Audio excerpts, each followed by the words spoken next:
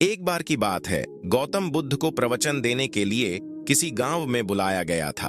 और जिस गांव में उन्हें जाना था, वहां कुछ ऐसे लोग थे जो बुद्ध को पसंद नहीं करते थे।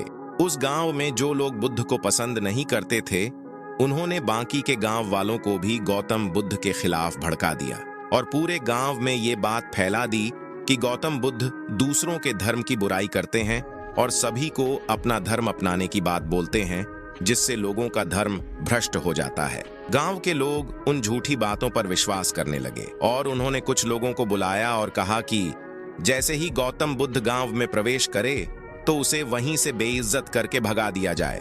और हुआ भी कुछ ऐसा ही। गौतम बुद्ध जब गांव में पहुंचे तो वहां उन्हें कुछ लोगों ने घेर लिया और भला बुरा कहने लगे। वो लोग बहुत देर तक उन्हें गालियां देते रहे, लेकिन गौतम बुद्ध शांत खड़े होकर सब कुछ सुनते रहे। थोड़ा देर बाद वो लोग बोलते बोलते थक गए और चुप हो गए। उनकी चुप्पी देख गौतम बुद्ध बोले, अगर आप लोगों की बातें पूरी हो गई हों तो क्या मैं यहां से जा सकता हूं? गौतम बुद्ध की बात सुनकर उन लोगों को कुछ समझ नहीं आया। उन्हीं में से एक व्यक्ति बोला, हम लोग इतनी देर से तुम्हें गालियां दे रहे हैं और तुम अब भी पूछ रहे हो कि मैं यहां से जाऊं।